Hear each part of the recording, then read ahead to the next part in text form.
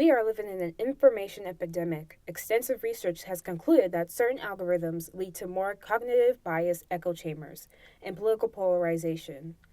That and the spread of false information, due partially to its novel nature, contributes to disinformation. Regardless of one's social identity, you are most susceptible to disinformation that conforms with what you already believe.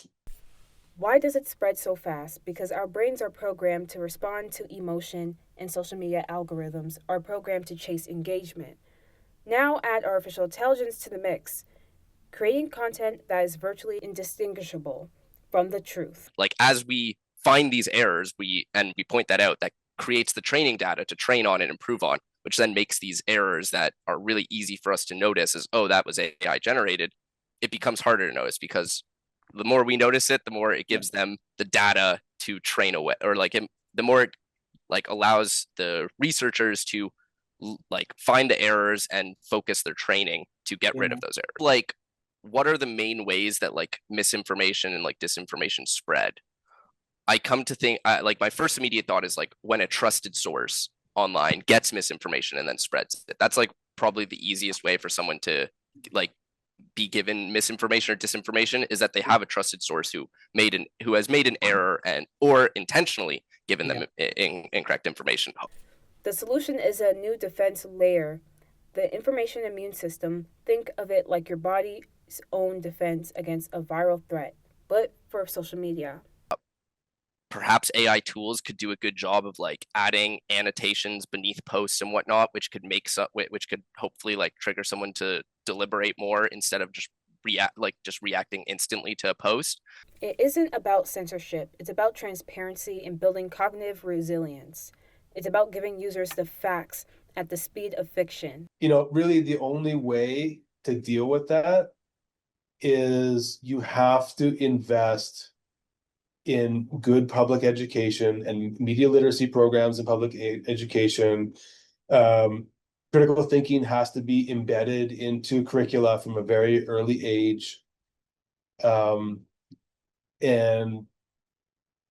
people need to be taught how to identify misinformation and disinformation as part, starting in elementary school. Humans generally are they are of good faith, and they care about truth, and they care about the good. A very short-term window to interact can allow for very emotional content to hijack your ability to deliberate and think through and kind of rationalize and fully interpret what is being said, and cause you to react more immediately.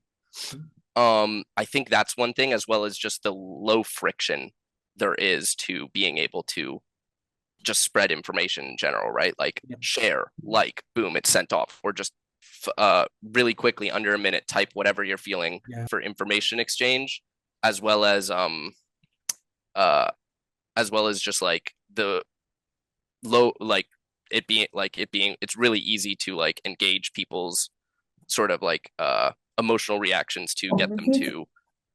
These agentic bots start interacting and developing social relationships and start engaging in these echo chambers and creating and perpetuating them.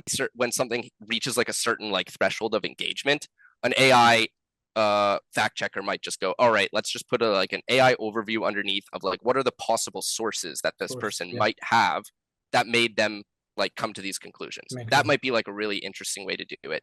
I hear talk about just AI slop, and just awareness for it is, I think, everywhere. I think not just because the entire economy is essentially AI now, but I think everyone's very aware that AI poses serious risk. And as someone who has been involved in AI safety since before ChatGPT was released, the difference I've seen in people recognizing how important AI safety and AI safety is towards when I first got involved in it to now is unbelievable. If someone is generally truth-seeking, the use of AI can actually be a tool in combating misinformation and disinformation.